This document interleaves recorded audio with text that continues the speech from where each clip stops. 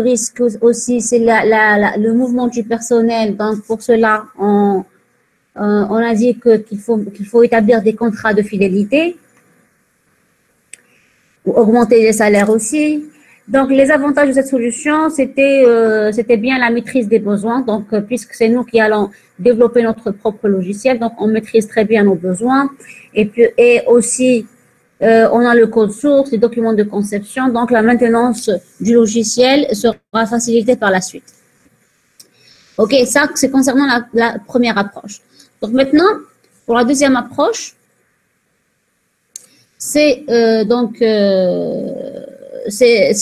fait d'acheter un système comparable à celui d'une autre université et de le modifier pour ses propres besoins. Donc là, par exemple, on a entendu dire qu'à l'université de Del Ibrahim, par exemple, l'université de Del Ibrahim possède déjà un logiciel de gestion de scolarité qui est bien, elle est satisfaite. Donc, on décide d'acheter le même logiciel et de l'adapter par la suite à nos propres besoins.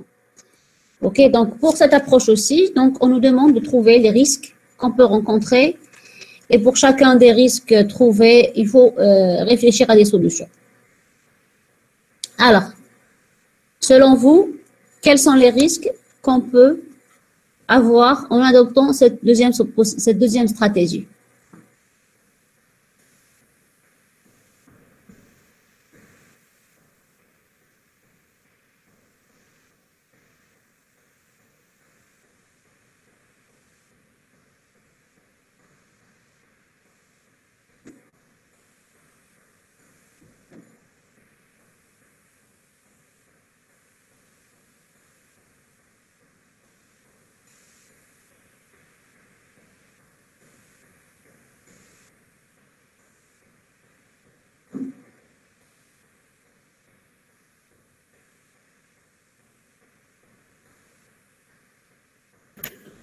Que le logiciel soit incompatible avec les besoins de l'université?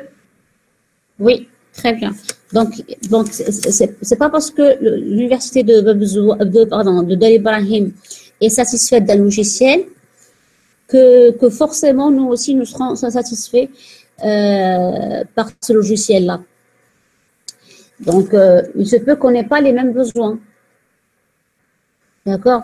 Donc, on peut faire un mauvais choix du logiciel. Donc, donc le fait que ce logiciel-là marche très bien à l'université de Del Ibrahim ne veut pas dire qu'il va satisfaire nos besoins, nos besoins. Donc, de ce fait, donc on peut, c'est un risque, oui, on peut acheter un logiciel qui soit pas vraiment adapté à nos besoins. Donc, on a fait un mauvais choix du logiciel. D'accord? Pour ne pas tomber dans ce risque-là, dans ce problème-là, qu'est-ce qu'il faut faire au préalable?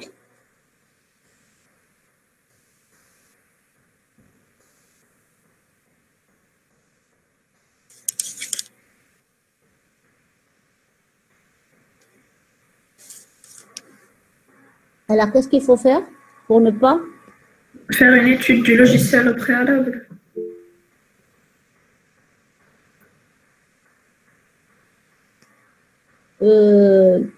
Avant de faire une étude du logiciel, oui, très bien. Il faut bien définir ses besoins. Il faut savoir ce qu'on veut d'abord. Il faut établir un bon cahier des charges. L'autre fois, on a un cahier des charges, c'est quoi? C'est un document qui va contenir les besoins du client. D'accord? Donc, on va établir un bon cahier des charges. Ça veut dire quoi? Ça veut dire qu'on va définir nos besoins. On va essayer de définir nos besoins. On va essayer de faire une classification, on va essayer de faire une bonne étude de ce qui est requis, de ce qu'on veut avoir dans le logiciel. Donc, il faut savoir ce qu'on veut déjà. D'accord? Donc, il faut définir ses besoins, il faut savoir ce qu'on veut pour qu'ensuite, on choisisse un logiciel qui est adéquat. D'accord? Le logiciel qui va répondre à nos besoins. Donc, il faut premièrement faire une étude des besoins. Il faut bien définir ses besoins. Il faut savoir ce qu'on veut. D'accord? Pour ensuite essayer de choisir le logiciel qui répond réellement à ces besoins-là. Donc ici, un étudiant m'a dit qu'il faut faire une étude comparative des logiciels disponibles sur le marché. Oui, on peut aussi, donc après avoir défini nos besoins, après avoir fait un bon cahier des charges, donc par la suite, donc on fait une étude des logiciels existants et essayer de trouver le logiciel qui répond le mieux aux besoins qu'on avait déjà fixés dans le cahier des charges. D'accord? Donc il faut savoir déjà ce qu'on veut avoir dans le logiciel. Donc il faut bien étudier les besoins pour qu'ensuite choisir le bon logiciel qui va répondre à ces besoins-là. Donc le premier risque qu'on peut avoir en adoptant cette stratégie est qu'il y ait un mauvais choix du logiciel. Donc il y a des fonctionnalités qui sont inappropriées à nos besoins. Donc ceci est dû à une mauvaise définition des besoins, un cahier des charges qui est mal défini. Donc, de ce fait, donc on va acheter un logiciel juste parce qu'on a entendu dire qu'il est bien, et c'est pas vraiment une bonne solution. Donc pour ne pas tomber dans ce risque-là, pour éviter ce risque-là, ce qu'il faut faire, c'est de faire un bon cahier des charges, savoir ce qu'on veut réellement, ensuite étudier le logiciel qu'on va acheter, est-ce qu'il répond réellement à nos besoins ou pas? Avant de l'acheter, donc il faut bien étudier le logiciel. Est-ce qu'il répond aux exigences qu'on avait fixées dans le cahier des charges ou non? D'accord? Quoi encore?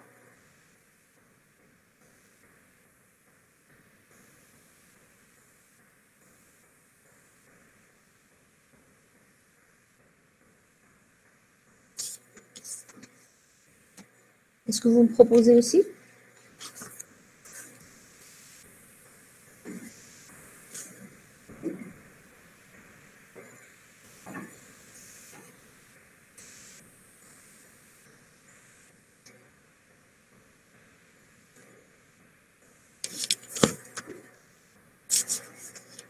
La mauvaise décomposition des problèmes.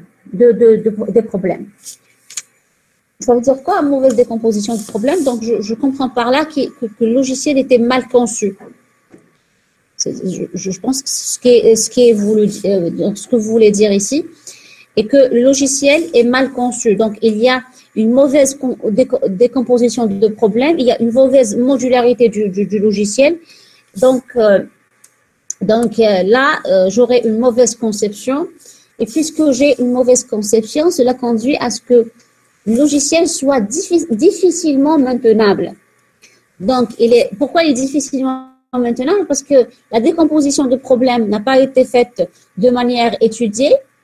Donc, de ce fait, j'aurai un logiciel qui est mal conçu. Un logiciel qui est mal conçu est un logiciel qui est très difficile à comprendre. Parce qu'on comprend pas facilement la logique de la décomposition qui a été faite. Donc, de là, puisqu'on ne comprend pas facilement, donc il est difficile de faire évoluer le logiciel, de le modifier pour l'adapter à nos besoins, etc. D'accord? Donc, la mauvaise conception du logiciel conduit à ce que le logiciel soit difficilement maintenable. Donc, on ne peut pas le comprendre de manière facile. Donc, il est difficile à comprendre. Et de là, donc, puisqu'il est difficile à comprendre, donc, il sera automatiquement difficile à maintenir. Donc, on va dépenser beaucoup de temps et beaucoup d'argent pour essayer de le comprendre premièrement, puis de le modifier. D'accord? Pour l'adapter à nos besoins. Donc ça aussi, c'est un risque qu'on peut rencontrer qu'on achète un logiciel qui est mal conçu parce qu'on ne peut pas le savoir à l'avance parce que à l'avance, on a juste les fonctionnalités offertes, etc. D'accord? On a juste l'interface du logiciel. Et puis, après l'achat du logiciel et en essayant de le modifier pour l'adapter à nos besoins, donc, on va essayer de comprendre la logique de la conception. Et là, on trouve que la décomposition en modules a été faite de manière qui n'est pas vraiment très étudiée, qui n'est pas vraiment logique. Donc là, la compréhension déjà du logiciel va être très difficile et aussi la modification ici aussi peut engendrer d'autres problèmes. D'accord? Puisque la décomposition n'est pas faite de manière logique, donc le fait de modifier un module donc peut affecter d'autres modules, etc. Donc la maintenance devient vraiment très très difficile et peut causer des problèmes même. D'accord? Donc ça c'est un risque, c'est un problème qu'on peut rencontrer. Et là, pour ne pas tomber dans ce problème-là, pour ne pas avoir à acheter un logiciel dont le coût lié à sa maintenance ainsi qu'à son évolution est trop important. Donc, on achète un logiciel, donc on se dit, il est facile, on va le modifier par exemple en 1 mois ou 2 mois, mais après l'avoir acheté, on se rend compte qu'il est déjà pour le comprendre, il faut au moins 2-3 mois pour le comprendre, ensuite de le modifier, ensuite il y a un temps pour le modifier, la modification peut causer d'autres problèmes qu'il faut régler par la suite. Donc le fait de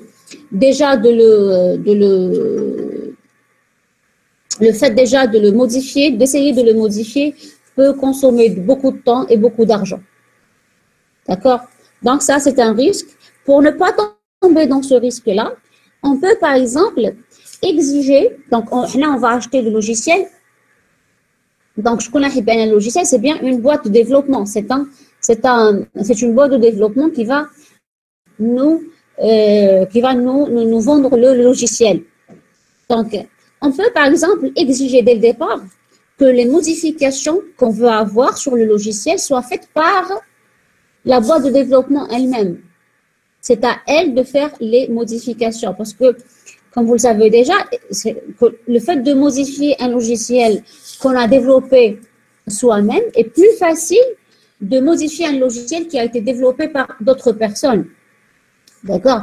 Parce qu'un logiciel qui a été développé par d'autres personnes nécessite déjà un temps pour le comprendre, puis pour le modifier. Alors que si la boîte de développement, les gens qui ont développé le logiciel, eux-mêmes, qui vont prendre en charge la modification du logiciel, donc cela va me faire gagner, premièrement, du temps. Et deuxièmement aussi, je peux gagner en termes d'argent parce que je ne sais pas au préalable combien va me coûter combien va me coûter le temps pour comprendre et pour modifier le logiciel. D'accord? Donc on peut donc charger la boîte de développement de nous faire les modifications qu'il faut et de nous faire au préalable un devis pour ne pas tomber on fait des modifications et on ne sait pas combien ça va coûter. D'accord? Donc, pour ne pas tomber dans ce problème-là, donc on peut demander un devis. Donc, un devis pour les modifications. Donc, il faut intégrer, oui, très très bien, c'est une très bonne remarque, et que intégrer les coûts dans le prix d'achat, donc les coûts des modifications. Donc, on va essayer de les intégrer dans le prix d'achat, et comme ça, on aura une maîtrise du coût du logiciel. Mais si j'achète le logiciel, d'accord, je l'achète par exemple à 1 million de dinars, et puis, je demande, donc après l'achat, je demande à ce que la boîte de développement me fasse des des modifications et les modifications elles-mêmes donc vont me coûter par exemple un autre million de dinars et là ça c'est pas vraiment logique, d'accord? Donc il faut dès le départ imposer un devis. Donc on me fait un devis donc je dis bon, le logiciel me plaît, d'accord, mais je veux modifier les fonctionnalités X, Y et Z. Et là, vous allez me faire un devis sur le coût des modifications. Et comme ça, j'aurai une maîtrise. Dès le départ, je sais dès le départ combien vont me coûter les modifications. Mais si j'achète, c'est bon, je l'ai acheté, soit je fais moi-même les modifications, ça peut me coûter très cher parce que il faut comprendre d'abord puis modifier le logiciel. Ou là, même si je vais charger la société de développement à faire elle-même les modifications. Donc, je peux l'acheter. Je lui demande à me faire des modifications. Les modifications vont être peut-être plus chères que l'achat initial du logiciel. Donc, pour maîtriser tous les coûts, donc, il faut dès le départ imposer un devis et voir si ça nous convient ou pas. D'accord? Et puis aussi, donc, il y a une autre remarque ici, le prix du logiciel peut être élevé. Oui. Donc il faut faire, oui, une étude comparative des logiciels disponibles sur le marché. Donc, pour voir quels sont les logiciels qui répondent au mieux à nos besoins. D'accord? Quelles sont les modifications à apporter sur les différents logiciels, leur coût, d'accord? Afin d'essayer de maîtriser et le coût et le temps. D'accord? Donc, on avait dit comme premier risque, c'était le mauvais choix du logiciel. Ça veut dire que acheter un logiciel qui n'est pas vraiment adapté à nos besoins. On a aussi soulevé un autre problème et que le logiciel, peut-être qu'on peut avoir à acheter un logiciel qui est de mauvaise maintenabilité. Ça veut dire que on peut pas facilement le modifier, le comprendre et le modifier. Donc ça va nous faire perdre du temps et de l'argent. OK? Donc comme solution ici, on a dit qu'on peut exiger que les modifications soient faites par le fournisseur et intégrer les coûts des modifications dans le prix d'achat. OK? Donc, quels sont maintenant les avantages? Les avantages de cette solution.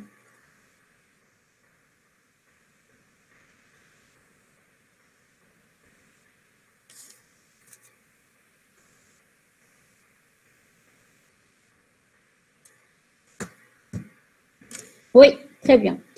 Un des avantages les plus intéressants pour cette solution, c'est le délai de livraison. Parce que j'aurai un logiciel dans les plus brefs délais par rapport à la première solution. Parce que la première solution, j'achète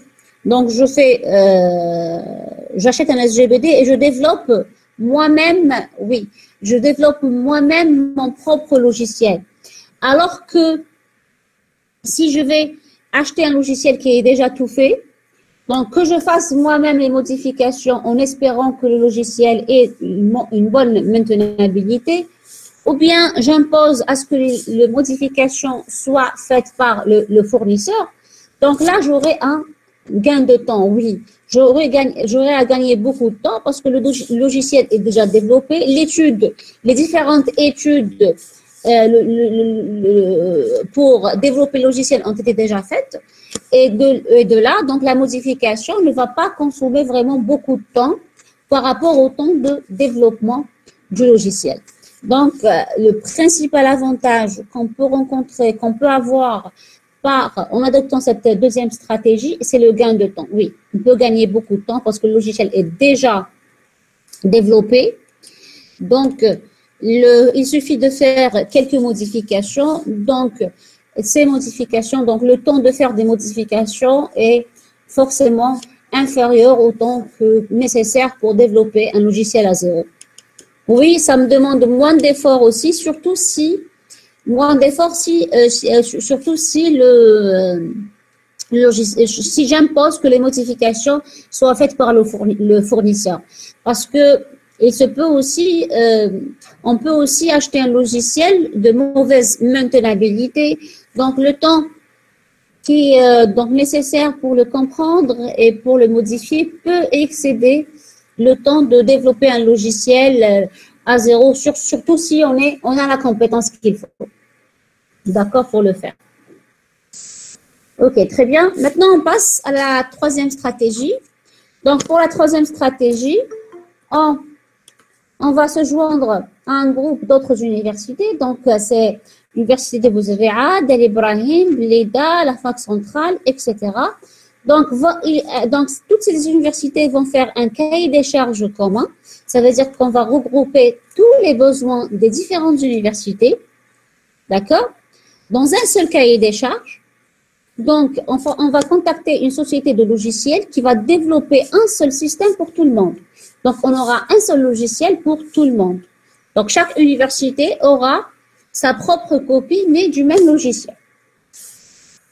D'accord? Maintenant, quels sont les problèmes qu'on peut rencontrer en adoptant cette stratégie? Très bien. Besoins non compatibles entre les universités. Difficulté d'établir un cahier des charges commun. Logiciel est complexe. Très, très bien.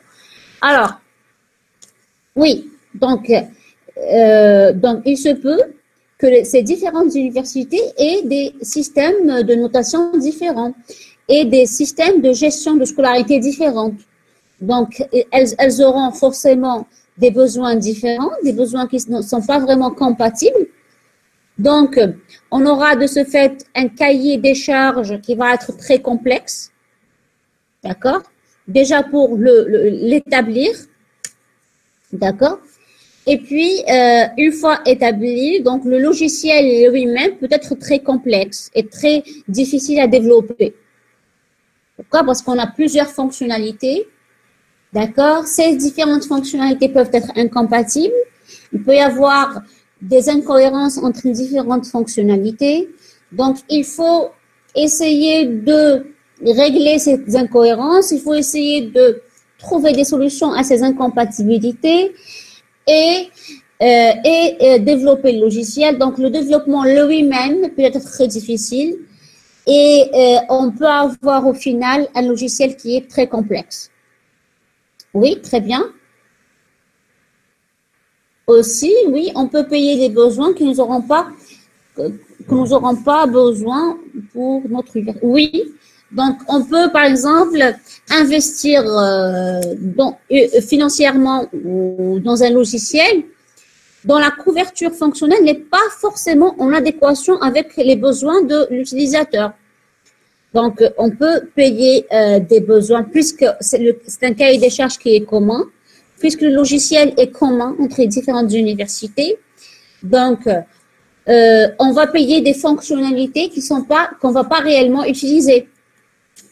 Par exemple, l'université de Bouzaïa, par exemple, aura des fonctionnalités A, B, C.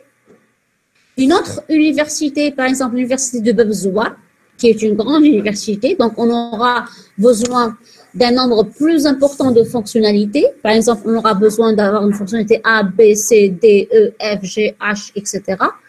D'accord? Donc, l'université de Bouzaïa sera obligée de payer les fonctionnalités G, H, I, J, K, etc. alors qu'elle n'aura pas à les utiliser. D'accord? Donc, elle va payer des fonctionnalités qui ne vont pas réellement être utiles pour cette université-là. Donc, elle aura à investir dans des fonctionnalités qu'elle ne va pas utiliser réellement. Et là, ça va causer une perte d'argent. Pour ne pas tomber dans ce problème-là, qu'est-ce qu'il faut faire? Donc, pour ne pas avoir à investir dans des fonctionnalités qu'on ne va pas utiliser, c'est de essayer, par exemple, de définir un coût pour chaque fonctionnalité. D'accord? Par exemple, c'est une solution. Donc, on va payer uniquement les fonctionnalités qu'on va utiliser. C'est possible pour régler ce problème-là. Donc, puisque je vais utiliser A, B, C, donc je ne vais payer que A, B, C. Si je vais utiliser aussi G, je vais payer G. D'accord? Donc, pour régler ce problème-là, donc on peut, par exemple, définir dès le départ un coût pour chaque fonctionnalité et essayer de payer uniquement les fonctionnalités qu'on va réellement utiliser. Aussi, pour ne pas avoir un logiciel qui est très complexe et très difficile à développer et à utiliser, donc on peut, par exemple, unifier les modes de gestion. D'accord?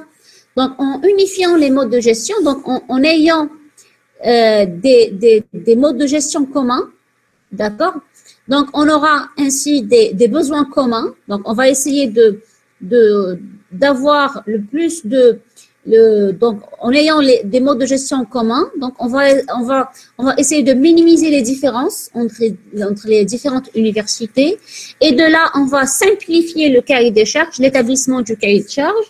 Et de ce fait, on aura un logiciel qui sera moins complexe, qui sera utilisable par toutes les universités participantes.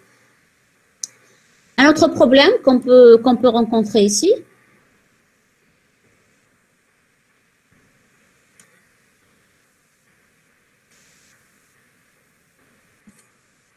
et que c'est un problème lorsqu'on travaille en groupe, généralement, on rencontre le problème de pilotage.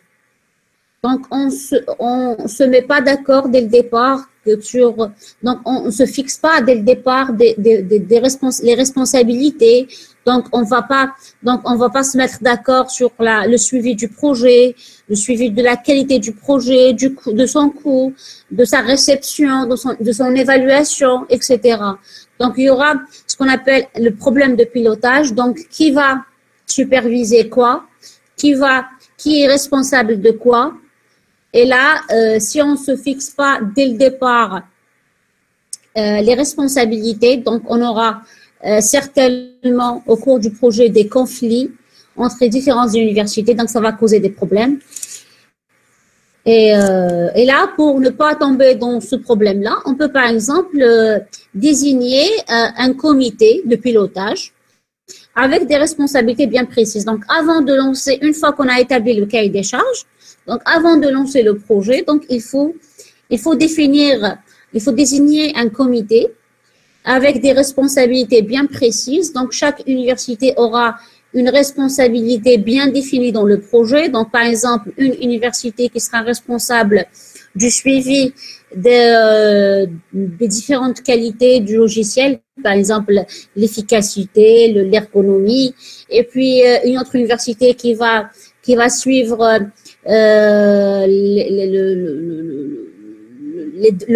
les délais, par exemple, les coûts, etc. Une autre qui va essayer de voir d'évaluer les fonctionnalités offertes, etc. Donc, je vais essayer de résumer les risques qu'on peut rencontrer en adoptant cette troisième solution. Donc, premièrement, c'est les besoins donc les besoins peuvent être incompatibles entre les différentes universités.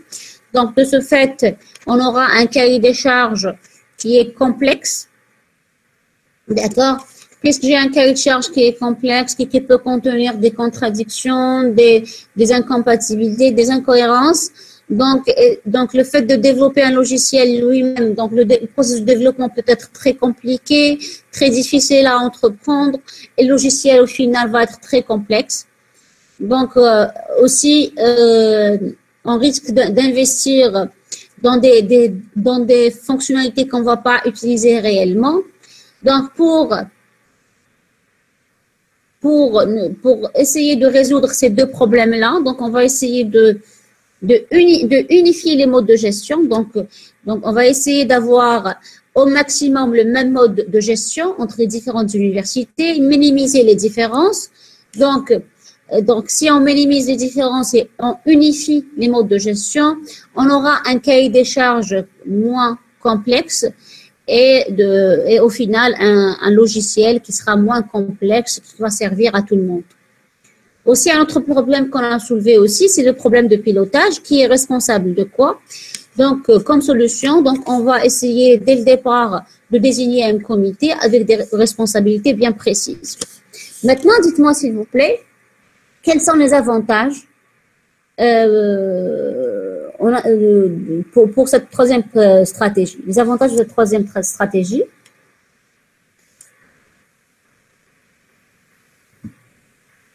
Oui, très bien. Le coût, déjà, il est partagé entre les différentes universités. Donc, je vais pas payer le logiciel. C'est pas l'université de Bouzaouia qui va payer le coût total du logiciel. Donc, c'est les différentes universités qui vont donc partager le coût. Donc, les différentes universités vont donc partager le coût du logiciel. Donc, ça va revenir moins cher que d'acheter un logiciel, d'acheter toute seule un logiciel. Donc, il y a donc le premier avantage, c'est le partage du coût. Pas encore.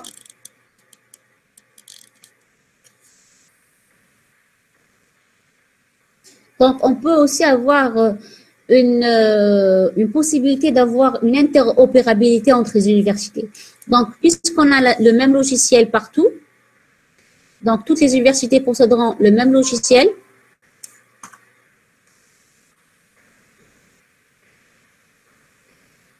Donc, puisque c'est toutes les universités qui vont toutes les universités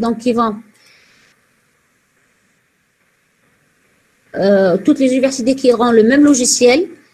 Donc, de ce fait,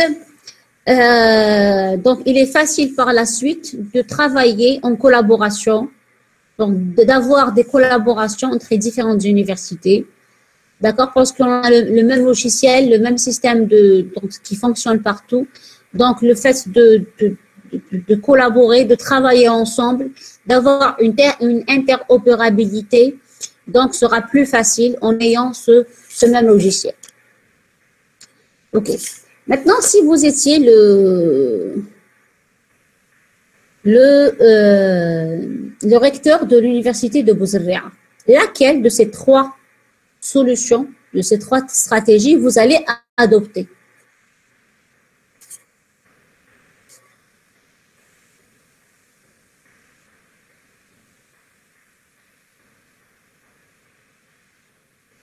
Deuxième, ça veut dire vous allez acheter un logiciel qui est comparable, qui est déjà fonctionnel dans une autre université, et vous allez faire des modifications, soit vous-même, ou bien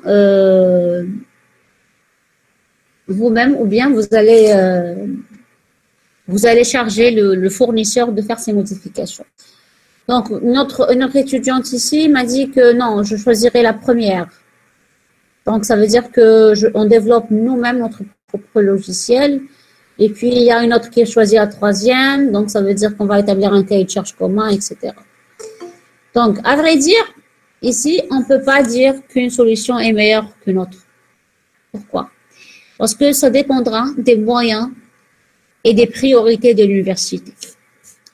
Si l'université a la compétence qu'il faut, d'accord? Donc, j'ai des informaticiens qui sont compétents, qui sont capables de réaliser le logiciel, et que je ne suis pas vraiment très pressée pour avoir un logiciel immédiatement. Donc, je peux, par exemple, dire que je vais choisir la première solution, parce que je suis pas vraiment très pressée. D'accord, je suis pas pressée et j'ai la compétence qu'il faut. Donc, il vaut mieux pour gagner de l'argent, d'accord, pour avoir un gain pour gagner de l'argent. Donc, je peux opter pour la première solution, d'accord. Donc, on peut si j'ai un souci, donc j'ai pas le budget qu'il faut, donc j'ai des restrictions en termes de budget, donc et que j'ai pas de restrictions en termes de temps, donc j'ai le temps, j'ai encore le temps. Donc, je peux, par exemple, développer moi-même mon propre logiciel. D'accord? Si, par exemple, j'ai pas beaucoup de temps, je suis très pressée, je veux avoir un logiciel immédiatement. D'accord? Donc, j'avais déjà un logiciel, donc, soit qui n'est plus opérationnel, ou là, j'ai eu des problèmes avec. Donc, je suis très pressée pour avoir un logiciel, donc, si je suis vraiment très pressée à avoir un logiciel et que, en termes d'argent, j'ai pas de problème, donc je peux choisir la deuxième solution. D'accord? Je peux choisir la deuxième solution parce que c'est la plus rapide. J'achète un logiciel qui est déjà fait. D'accord? Donc, j'économise en termes de temps. Non pas en termes d'argent, mais en termes de temps. D'accord? Si par exemple, j'ai pas la compétence qu'il faut, je suis pas vraiment très pressée. D'accord? Et je suis pas vraiment, je ne suis pas très pressée et je n'ai pas le budget qu'il faut. Je n'ai pas le budget qu'il faut pour payer un logiciel, pour me payer un logiciel. Donc là, je choisirai la troisième solution parce que donc je vais déjà partager, donc puisque je n'ai pas le budget qu'il faut, donc je vais partager le coût du logiciel avec d'autres universités. D'accord? Et ici aussi, j'ai pas une contrainte sur le temps de développement. Donc, je peux choisir la troisième solution. Donc, ça dépendra, donc le choix de la solution, donc, dépendra plutôt des exigences et des critères et des contraintes dans lesquelles l'université est. Donc,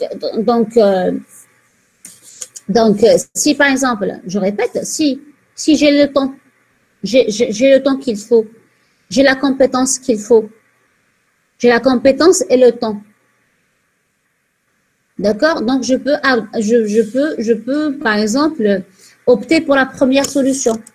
Si j'ai pas de temps, je suis pressée, je veux avoir un logiciel dans les plus brefs délais et que j'ai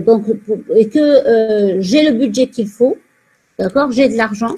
Donc là, je vais opter pour la deuxième solution, donc parce que je vais acheter un logiciel qui est déjà prêt. D'accord? Et si par exemple, je n'ai pas de compétences, j'ai pas de développeur, j'ai pas de problème en termes de temps, mais j'ai des problèmes en termes d'argent, je peux pas me payer un logiciel qui est tout fait. Donc, je peux adopter la troisième solution. Donc, essayer de partager le coût de développement, le coût du logiciel sur différentes universités. Donc, de cet exercice-là, on peut conclure qu'avant de prendre n'importe quelle décision dans un projet de développement, donc il faut bien étudier le projet. Il faut bien étudier les différents risques qu'on peut rencontrer. Il faut savoir nos moyens en termes de compétences, en termes d'argent et en termes de temps. D'accord? Donc, il faut se fixer, il faut savoir déjà, est-ce qu'on a la compétence qu'il faut? Il faut savoir le budget, donc il faut bien définir le budget qu'on peut dépenser dans ce projet-là. Donc, il faut savoir, donc il faut fixer aussi un délai, d'accord? Et puis, il faut bien définir ses besoins, d'accord? Pour essayer d'étudier par la suite les différentes stratégies qu'on peut entreprendre, d'accord? Pour chacune des stratégies, donc il faut étudier les risques, les difficultés qu'on peut rencontrer, comment on peut proposer des solutions à ces risques-là. Donc, on peut, par exemple, proposer des solutions pour éviter le risque s'il est évitable. S'il est inévitable, donc on peut proposer des solutions, d'accord, une fois le problème rencontré. Et puis aussi, essayer de trouver pour chacune des stratégies des avantages, évaluer les avantages de ces différentes stratégies pour ensuite essayer de choisir la meilleure stratégie selon nos compétences, nos compétences, les délais et les coûts le budget et le délai qu'on a déjà fixé. D'accord? Donc, on peut pas dire qu'une solution est meilleure par rapport à une autre, mais ça dépendra du budget qu'on a, du délai qu'on a, d'accord? Et si on a des compétences ou non. D'accord? Ok. Maintenant, on passe à l'exercice numéro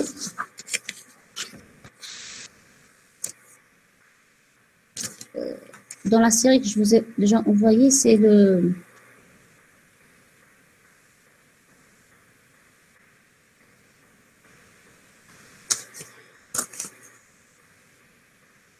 Donc là, l'exercice qui traite comme une solution, une société de développement doit fournir à un client un logiciel de gestion commerciale. Je ne sais plus quel numéro. L'exercice.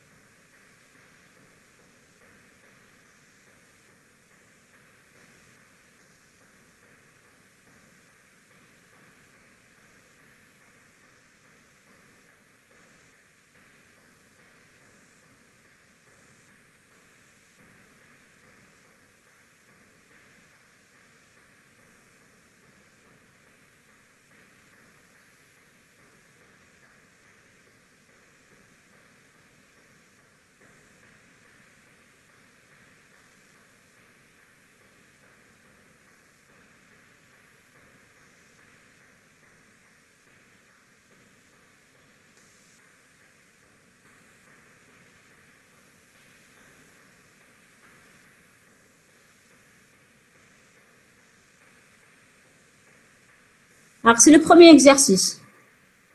Pour le premier exercice, vous l'avez déjà.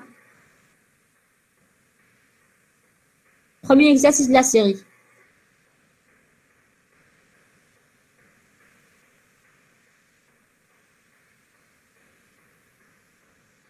Donc, une société de développement doit fournir à un client un logiciel de gestion commerciale spécifique.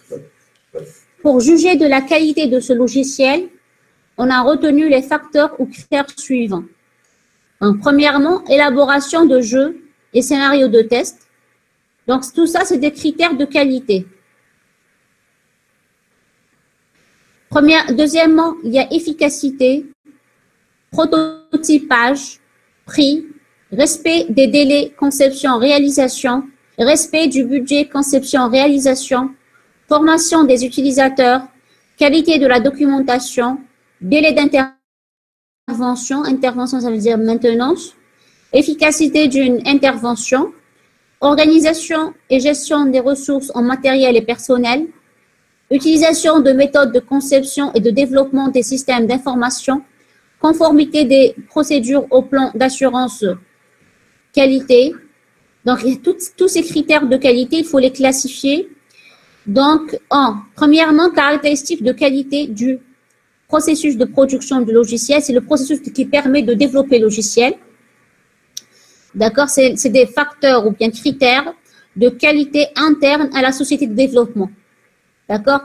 Il faut aussi classer, donc, deuxième critère, c'est caractéristiques de qualité du produit en exploitation.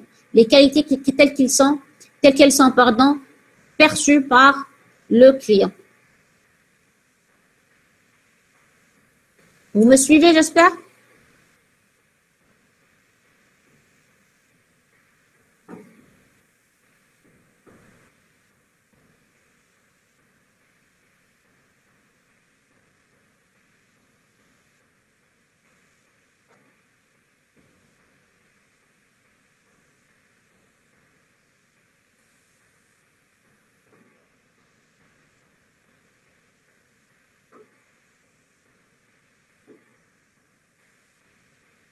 Désolée, j'ai pas vu le chat.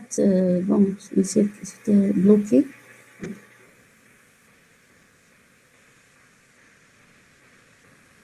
Oui, il y avait une remarque que j'avais pas vue. Donc on me dit pour la première solution, l'université peut même vendre le logiciel après conception, après réalisation. Oui, on peut même vendre le logiciel après. Oui, très bien. Ok, très bien. Donc, on est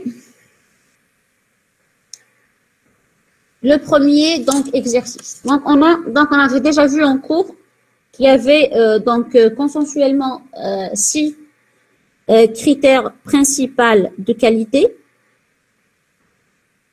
Il y a 6 critères principaux de qualité. Donc, on avait vu la conformité aux besoins. D'accord? Un logiciel qui est conforme aux besoins.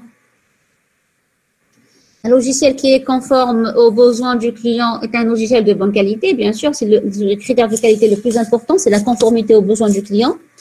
Donc, on avait vu aussi la fiabilité, l'efficacité, la portabilité, quoi encore, la maintenabilité. Qu'est-ce qu'on a vu encore? Et l'ergonomie. D'accord?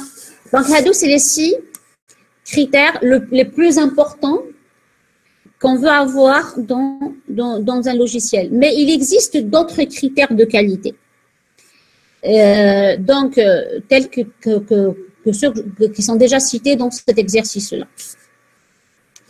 Donc, les critères de qualité en général d'un logiciel sont divisés en 2 catégories.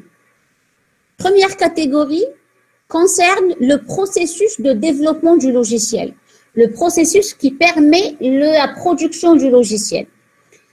Donc, je vous ai déjà donné cet exemple-là. Par exemple, si on veut produire du lait, si on veut produire un bon lait, donc il faut bien avoir quoi? Avoir une bonne poudre. D'accord? La poudre de lait, il faut qu'elle soit de bonne qualité pour assurer que le lait soit de bonne qualité aussi. D'accord?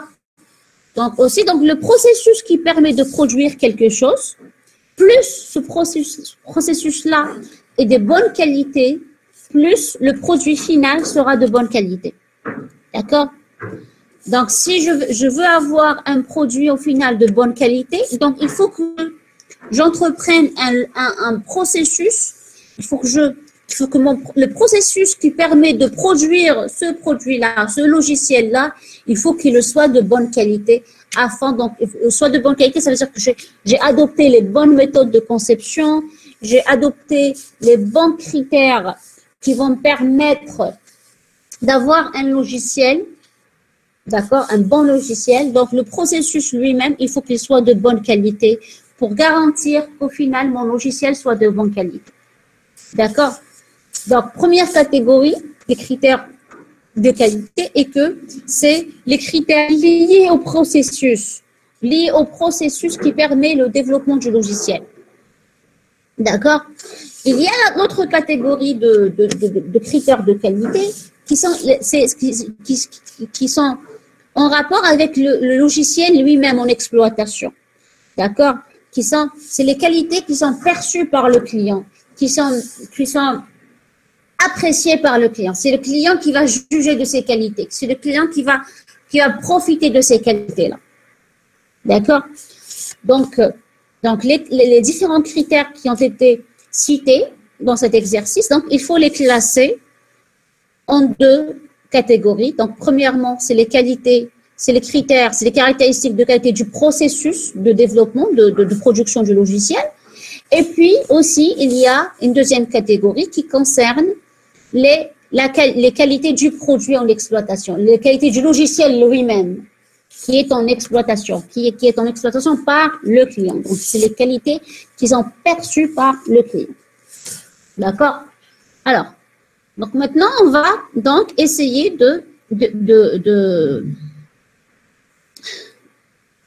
donc on va essayer de classifier ces différents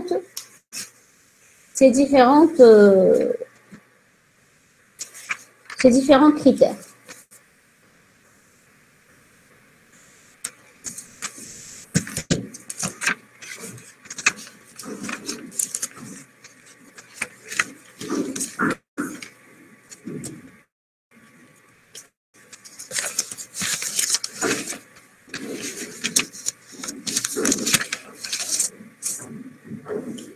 Alors, maintenant, premier critère. Pour le premier critère, qui est l'élaboration de jeux et scénarios de test.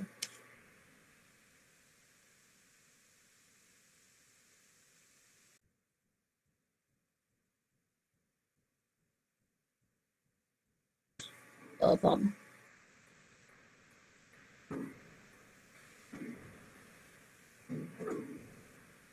Oui, très bien. C'est un critère de qualité du processus de développement. Oui, parce que le fait d'avoir des jeux de test, des scénarios de test, donc le fait de faire beaucoup de tests sur le logiciel, donc ça, les tests, Aslan, ils sont faits à quel stade? C'est durant le développement du logiciel, c'est durant le processus de production du logiciel. Donc, de ce fait, donc plus je fais des tests sur le logiciel, plus je garantis que mon logiciel soit de bonne qualité, donc qu'il soit fiable, soit efficace, etc. D'accord? Donc, l'élaboration de jeux de test, c'est un critère dans qui est dans le processus de développement. Est-ce que vous êtes d'accord?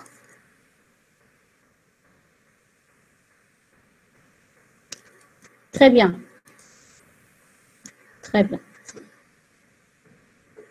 Alors, deuxième critère, c'est l'efficacité. L'efficacité. Un logiciel qui soit efficace. Oui, très bien. C'est une qualité qui est perçue par qui? Qui va profiter de cette efficacité? C'est le client. C'est bien le client. D'accord? C'est bien le client. L'efficacité, c'est un critère qui est perçu par le client. Je connais l'efficacité. Qui va profiter de cette efficacité? C'est bien le client. D'accord? C'est une qualité qui est perçue par le client et non pas par le processus de développement. D'accord? Alors, troisième critère, c'est le prototypage. Alors, le prototypage, c'est quoi? Prototypage, ça consiste à réaliser un sous-système du système demandé. Soit réaliser un sous-système, soit réaliser une interface du système demandé. On le fait en général, le prototypage est fait en général, l'une de ces utilisations. Il y a d'autres utilisations, pas uniquement celle-là, mais le prototypage a été inventé la première fois pour clarifier les besoins du client. Lorsqu'on ne sait pas réellement ce que veut le client, lorsqu'il y a des ambiguïtés dans la définition des besoins, qu'est-ce qu'on fait? Les besoins qu'on n'a pas bien compris, les besoins qui sont encore ambigus, on essaye de proposer, de réaliser une interface pour ces besoins-là. D'accord? Cette interface-là, donc je vais la montrer au client. Donc, le client, lorsqu'il va voir cette interface, donc il va mieux comprendre ce qu'il veut réellement, d'accord? Et là, il va clarifier. Est-ce qu'il va décider, c'est ce qui est réellement demandé ou non? Donc, je développe juste une interface, des fonctionnalités que je n'ai pas encore bien, des besoins que je n'ai pas encore bien assimilés, et là, afin d'essayer de comprendre les besoins du client, afin de lever les ambiguïtés. Donc, le client, une fois qu'il va voir ces fonctionnalités, d'accord, réellement, donc il va avoir une idée plus claire sur ce qu'il veut. Donc, et on aura réglé le problème des ambiguïtés. D'accord? Donc là, le prototypage est un principe, c'est une solution qui consiste à réaliser un sous-système, soit en réalisant un sous-système carrément, ou bien réaliser juste une interface.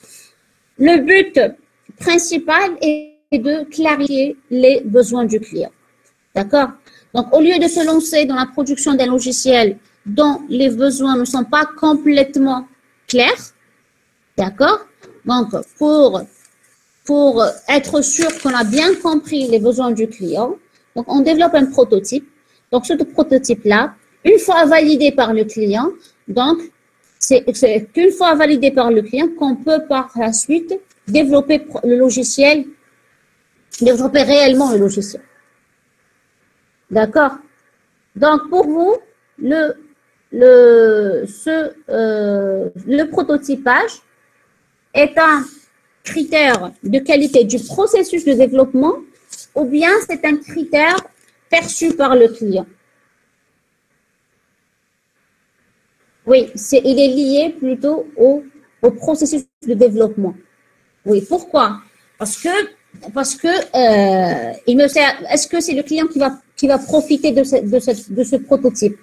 Est-ce que c'est le client qui va l'utiliser réellement? Non, c'est juste une étape qui va me permettre de mieux comprendre les besoins du client pour qu'ensuite je développe un logiciel qui répond réellement aux besoins du client. Donc là, c'est plutôt un critère de qualité qui sera perçu, qui sera un critère de qualité du processus de développement. D'accord? Donc, il faut que je comprenne bien les besoins du client. Il faut que j'ai une maîtrise, une bonne analyse, une bonne définition des besoins pour qu'ensuite, je puisse développer le logiciel qui répond aux besoins du client. Maintenant, le prix. Le prix, est-ce que c'est un critère de qualité du processus de développement ou bien c'est un critère pour le client? Oui, c'est le client parce que c'est le client qui va le payer, qui va payer. Oui, c'est le client qui va payer. Donc, c'est du logiciel, c'est un critère de qualité perçu par le client. Oui, parce que c'est le client qui va le payer. D'accord? Maintenant, il y a le respect des délais conception-réalisation. Donc, il y a dans le processus de développement, tel qu'on a vu l'autre fois en cours, donc il y a une étape qu'on appelle conception. D'accord? C'est proposer une solution au logiciel pour réaliser le logiciel. Et puis la réalisation qui permet de coder la conception. Donc, cette étape-là, conception-réalisation, lorsque je fais une gestion de projet, donc il faut que chacune de ces étapes-là, il faut que je lui assigne un délai. Donc l'équipe de développement, donc chaque personne ou chaque équipe responsable de faire une tâche donnée doit avoir un délai pour la réalisation de cette tâche-là et un budget qui lui permet de réaliser cette tâche. D'accord? Donc il faut que chaque équipe, dans ma boîte de développement, il faut que chaque équipe ait un délai et un budget qu'elle doit respecter. D'accord? Donc, on ne peut pas avoir une durée indéterminée pour faire une conception ou bien une réalisation. Donc, il faut faire un délai bien précis, un budget bien précis afin de maîtriser le coût général et le délai général de développement. Parce que si on ne fait pas, si on ne va pas assigner à chaque étape un délai et un budget bien précis, on peut pas maîtriser le processus de développement en général. On peut pas garantir un temps de livraison donné ou bien un budget donné. On peut pas garantir ça. Donc, il faut dès le départ fixer des budgets, des délais pour chaque étape, d'accord, de réalisation et afin de maîtriser les coûts et les délais pour la livraison du logiciel. Donc, maintenant, le respect des délais conception-réalisation, c'est pour quelle étape? Donc, vous me dites, logiciel, processus de développement. Oui, parce que c'est le développement, c'est un critère qui est lié au développement même du projet. D'accord? Donc, la conception-réalisation, elle est faite par qui? Par l'équipe de développement. D'accord? C'est des étapes qui sont incluses dans le processus de développement.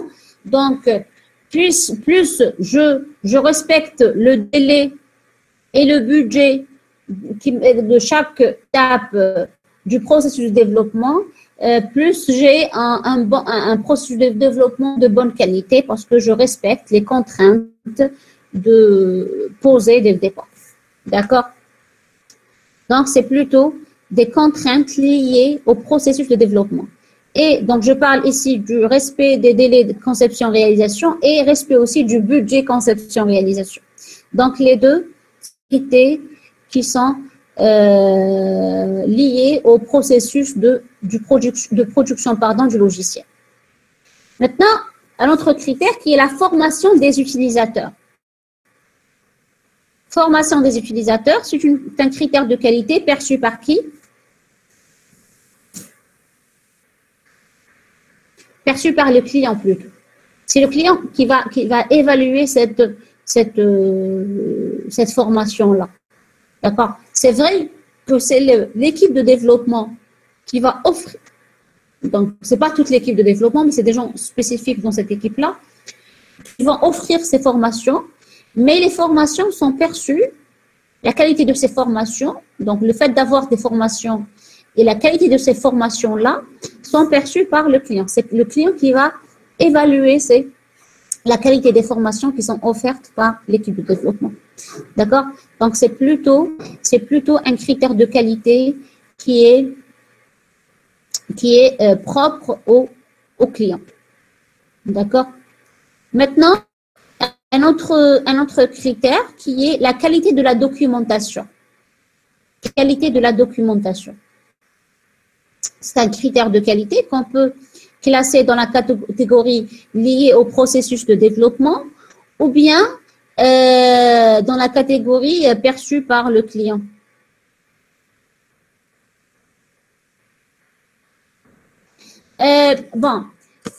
Pour votre remarque ici, vous me dites que même le respect du budget, dans ce cas-là, est perçu par le client. Le respect du budget final, le respect du budget général du logiciel, d'accord? Et non pas des différentes étapes de développement. Là, je parle respect du budget des étapes conception-réalisation. D'accord? On n'a pas dit respect du budget en général. Lorsque je dis respect du budget au général, oui, c'est une qualité qui est perçue par le client. Mais le fait de respecter le budget et le délai des étapes conception-réalisation, les étapes conception-réalisation, où est-ce qu'elles sont? Elles sont dans le processus de développement. Donc, le client n'est pas censé savoir quels sont les différents budgets, comment le budget général a été divisé sur les différentes étapes de développement. D'accord?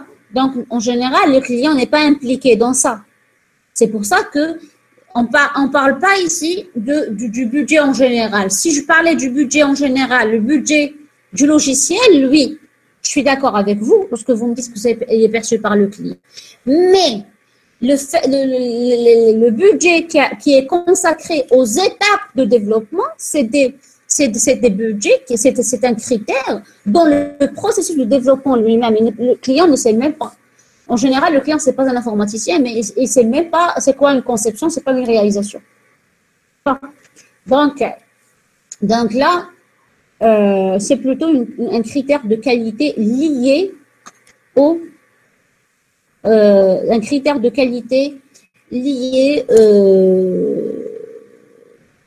au processus de développement. Est-ce que vous êtes d'accord? C'est clair? Ben Ahmed.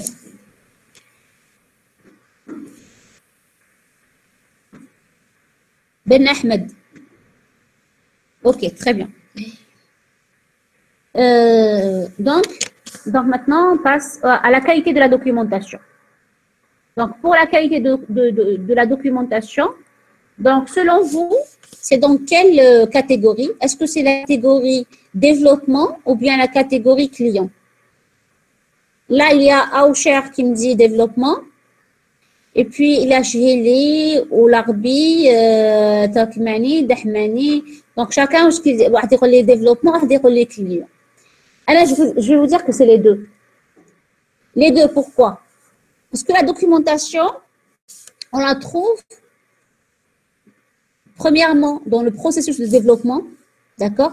Parce que dans un processus de développement, il y a différents documents qui circulent entre les différentes étapes de développement. D'accord? Donc, lorsque on fait une analyse spécification des besoins, on a comme produit, on a comme document le dossier d'analyse ou bien comme le cahier des charges élaboré. D'accord? Là, c'est un document. D'accord? Sa qualité, la qualité de ce document-là est dans le processus, est un critère de qualité pour le processus de développement. D'accord? Ensuite, lorsque je passe à la conception, j'ai des documents, après cette étape-là, des documents de conception, d'accord, qui vont me servir à la réalisation du logiciel. D'accord? Ces documents de conception, plus ils sont de bonne qualité, plus le logiciel sera de bonne, plus le processus de développement lui-même sera de bonne qualité. D'accord? Donc, les deux catégories de documents c'est des documents qui sont dans le processus de développement. Donc, leur bonne qualité, donc, elle influence la bonne qualité du processus de développement. D'accord? Aussi, après livraison du logiciel, j'ai des documents aussi à fournir, par exemple les documents de maintenance, les documents, le manuel d'utilisation, etc. Tout ça, c'est des documents, d'accord? Ils sont donnés aux clients afin qu'ils puissent, par exemple, bien utiliser le logiciel, savoir comment modifier, etc. D'accord? Donc, ces documents-là sont perçus par le client. Donc, il y a différents types de documents. Il y a les documents qui sont produits lors du processus de développement. Et là, ça va être un critère lié au processus de développement. Et puis, il y a d'autres types de documents qui seront utilisés par le client, tels que le manuel d'utilisation, par exemple. Et là, c'est un document dont la qualité est jugée est perçue par le client. Donc là, cette évaluation de la documentation, la qualité de la documentation, donc on va la trouver dans les deux catégories. À la fois dans le processus de production du logiciel et dans les qualités du produit en exploitation. Ça veut dire que celles qu'elles sont perçues par le client. D'accord, c'est clair?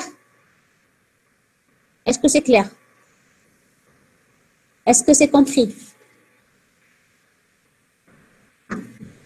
Très bien.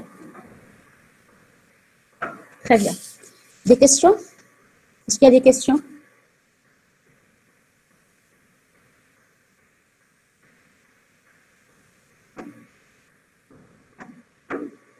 Très bien.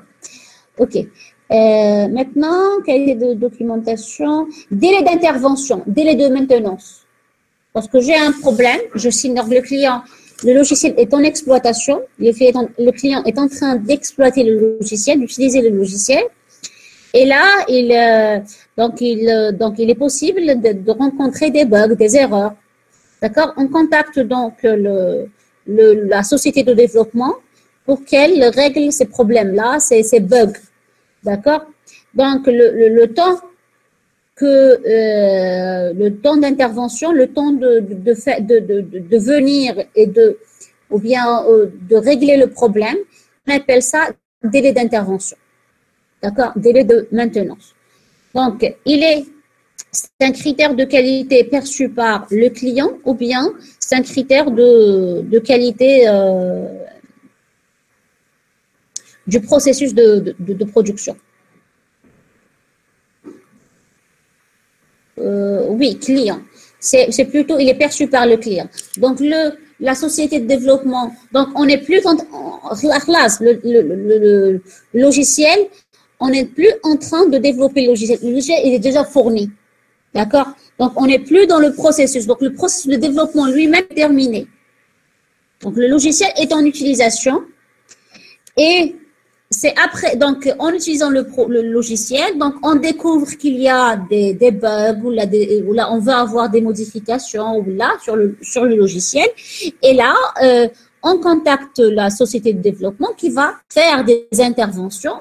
Donc, ça, c'est le délai nécessaire. Oui, en exploitation.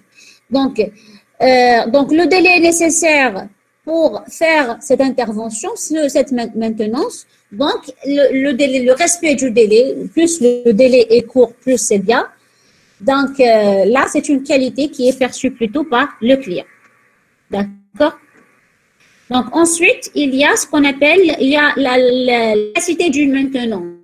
Ça veut dire, est-ce que la modification a été faite de manière convenable? Est-ce que la société de développement a bien réalisé ce qu'il fallait faire? A bien fait ce qu'il fallait faire? Donc, est-ce que la modification a été bien faite? Est-ce que l'erreur a été bien corrigée? Donc, tout ça, on appelle ça efficacité d'une maintenance ou d'une intervention. Donc, c'est un critère qui est perçu par qui? Non. Par le client. Pourquoi par le client? C'est parce que le logiciel est déjà en développement, en utilisation. Il est déjà en exploitation. On n'est plus dans le processus de développement. Classe, puisque le client est en train d'utiliser le logiciel et qu'il demande de faire des modifications, ça veut dire que on n'est plus dans l'étape de développement. D'accord? Donc, le logiciel est déjà en exploitation. Donc, plus je fais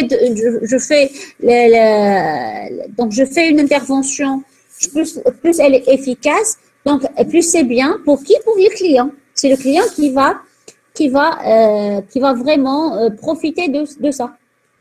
D'accord? C'est plutôt le client. Vous êtes d'accord avec moi ou non?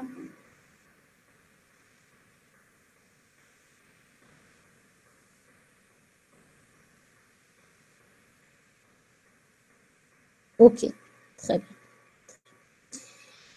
Ok, maintenant, organisation et gestion des ressources en matériel et personnel. Organisation et gestion des ressources en matériel et personnel. Très bien, c'est lié au processus de développement. Oui, très très bien. Pourquoi? Parce que lorsque je fais une gestion du projet, lorsque je fais une planification de mon projet, d'accord? Donc, j'essaie d'organiser et de gérer les différentes ressources, d'accord? Donc, j'ai des ressources en matériel, donc j'ai des ressources en matériel, donc il faut que je sache comment utiliser ce matériel-là, ces ressources-là, comment je vais les utiliser, comment je vais aussi j'ai du matériel, j'ai du personnel aussi. Donc, je vais aussi essayer de comment gérer ce personnel-là, comment je vais diviser mon équipe en plusieurs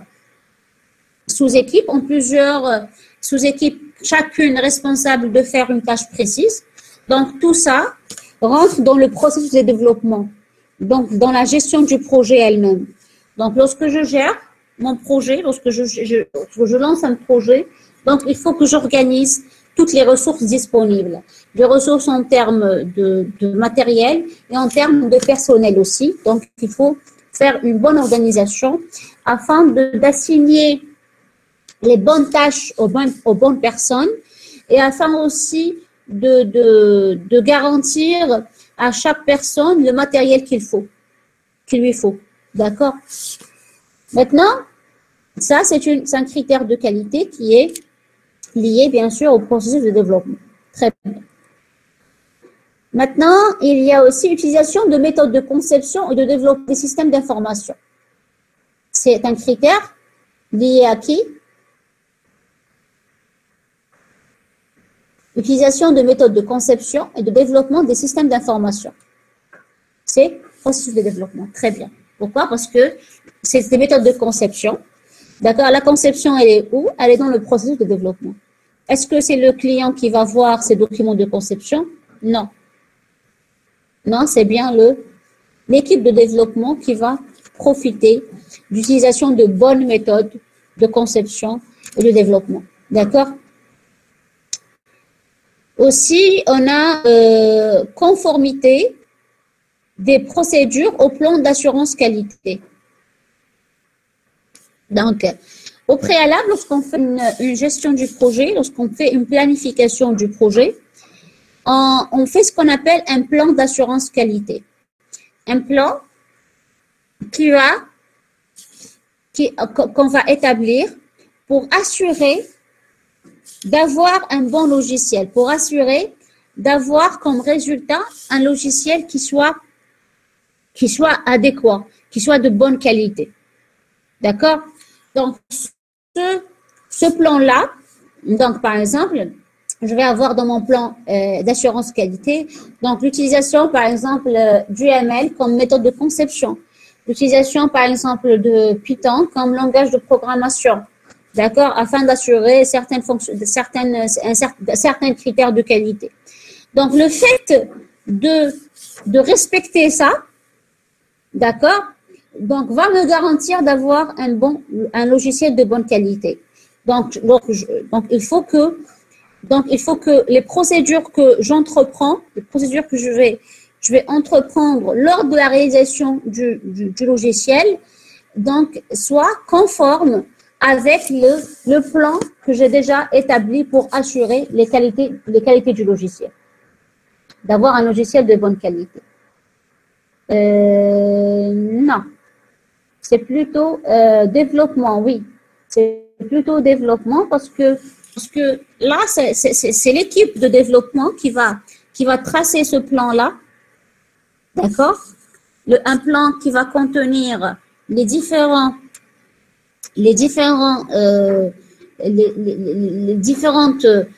procédures, les différents outils qui doivent être utilisés afin d'avoir un logiciel de bonne qualité. Et puis, il faut contrôler à chaque fois les procédures qu'on a déjà, les procédures qu'on va entreprendre.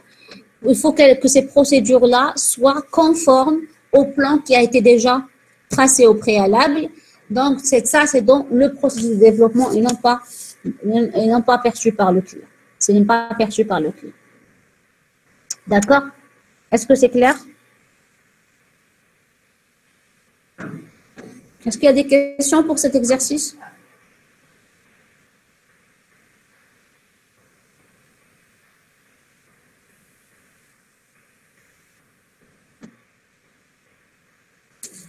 Pas de questions, s'il vous plaît?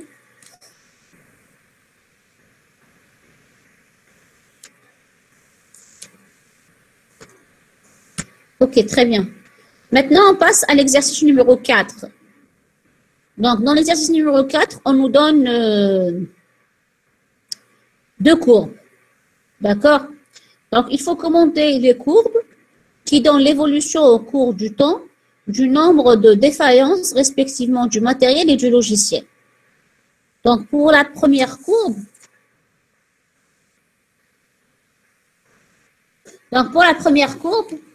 donc on a sur l'axe vertical, donc c'est le taux de défaillance, et sur l'horizontal, le temps. Donc, vous avez pour le matériel, donc vous avez un taux de défaillance lorsque donc il est important. Ensuite, il y a une descente ici. Ensuite, il y a une certaine stabilité. D'accord? Ensuite, il y a une augmentation. Il y a ce qu'on appelle l'usure. D'accord? Ça, c'est concernant la première courbe. Deuxième courbe. Pour la deuxième courbe, donc on a une courbe qui est propre au logiciel. Donc, pour le taux de défaillance d'un logiciel, donc il est important. Ensuite, on descend. Donc, il y a deux courbes ici. Il y a une courbe théorique, il y a une courbe réelle. Pour la courbe théorique, donc, lorsque le logiciel est né, donc, il y a un taux de défaillance très important. Ensuite, on corrige parce qu'il y a des erreurs, etc. On corrige. Et après un certain temps, le logiciel, donc on a corrigé pratiquement toutes les erreurs rencontrées. Donc, il y a une certaine stabilité dans le temps. D'accord? Et puis, la courbe qui est en orange, donc c'est la courbe réelle de l'évolution d'un logiciel. Donc, logiciel au cours de vie. Donc, premièrement, lorsqu'il est jeune, donc on a un taux de défaillance très important. Il y a une descente. Ensuite, après la descente, il y a toujours, on remonte, on descend, on remonte, on descend, on remonte, on descend. Donc, c'est la courbe réelle. Donc, ce qui est demandé ici, c'est de commenter ces courbes-là. Pourquoi la durée de vie, pendant la durée de vie d'un matériel, j'ai cette courbe-là qui est en forme de baignoire.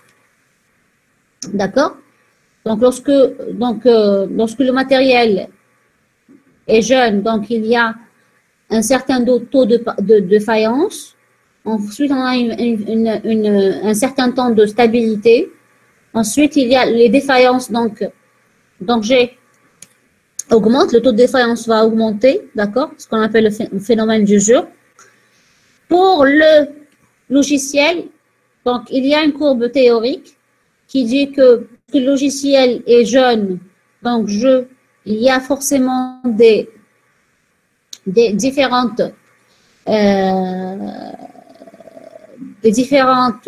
problèmes, différentes corrections à apporter sur le logiciel. Après un certain moment, le logiciel devient stable parce qu'il n'y a plus de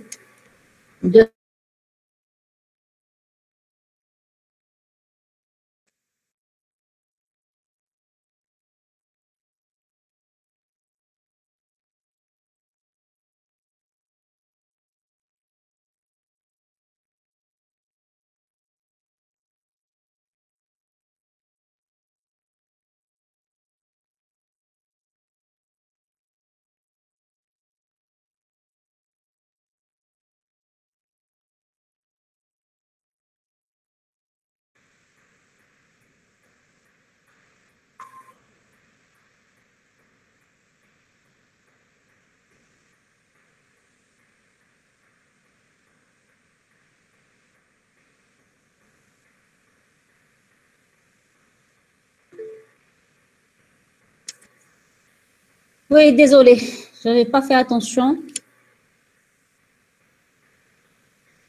Oui, désolé.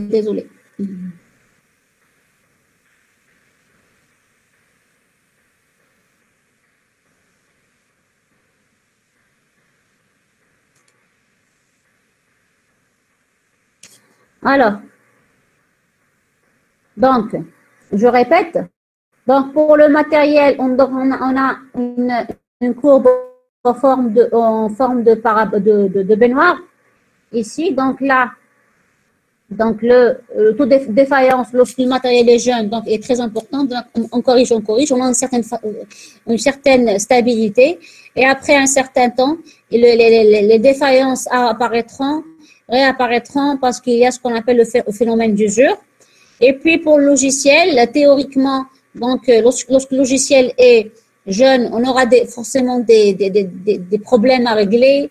Donc on les règle et on a une certaine stabilité dans le temps. Mais réellement, non, c'est pas réellement ça pour un logiciel. Donc réellement, c'est vrai qu'au départ, on a un taux important de défaillance, on corrige, mais à chaque fois, les défaillants, on a encore une augmentation de taux de défaillance à chaque fois et on corrige, etc. C'est bon, vous m'entendez, j'espère? Très bien. Alors, donc pour le matériel, après correction des défauts initiaux, donc le matériel connaît une phase de fonctionnement optimum, d'accord? Avant une dégradation assez rapide en fin de vie pour des problèmes d'usure. C'est pour ça qu'on a cette forme de baignoire. Donc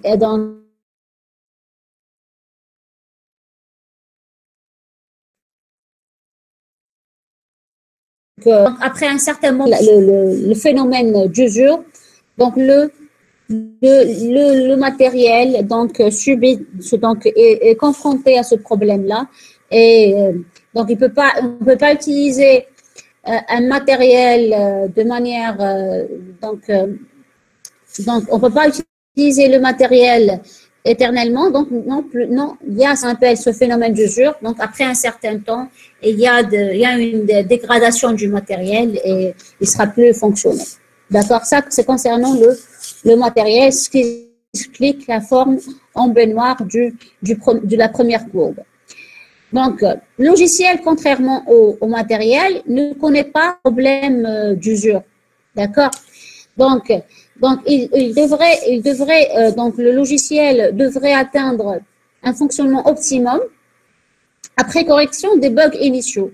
Donc, une fois qu'on a corrigé les bugs initiaux, donc il y a théoriquement un fonctionnement optimum qui va durer donc tant que le logiciel est en utilisation. Donc il n'y a pas ce phénomène d'usure. D'accord? Alors qu'en réalité, non, tout logiciel doit subir des évolutions. Pardon. Chaque évolution, donc les évolutions, donc c'est soit par exemple l'environnement change, donc on doit adapter notre logiciel, soit que les besoins de l'utilisateur changent, donc on doit faire évoluer notre logiciel pour satisfaire les clients, pour rester compétitif. Donc là, chaque évolution donc génère et peut générer des bugs parce qu'on fait des changements, sur le logiciel, donc automatiquement on a des bugs qui sont générés, d'accord, parce qu'on va toucher au logiciel, donc automatiquement on aura des bugs, on aura un dysfonctionnement dans le logiciel et donc ces bugs-là seront corrigés, mais généralement toutes ces évolutions conduisent à une lente détérioration due à l'augmentation de la complexité et aux remises en cause plus ou moins maîtrisées de la conception initiale. D'où la croissance en dents de scie de la courbe de défaillance réelle. Donc, on a une croissance en dents de scie, d'accord, c'est un zigzag, d'accord, c'est pour la courbe. Donc, à chaque fois, on a une certaine évolution, une certaine évolution qu'il faut effectuer sur le logiciel. Cette évolution elle-même peut engendrer des bugs qu'il faut corriger et c'est ainsi la durée. Donc, la vie d'un logiciel est ainsi faite réellement. Donc, c'est en dents de scie. Donc là, à chaque fois, j'ai des évolutions qu'il faut faire sur le logiciel. Ces évolutions peuvent engendrer des bugs qu'il faut par la suite corriger, etc. D'accord? Donc, allez, c'est concernant cet exercice-là. Est-ce que vous avez des questions? Il y a des questions? Très bien. Donc, demain, cours à 11h20, c'est ça?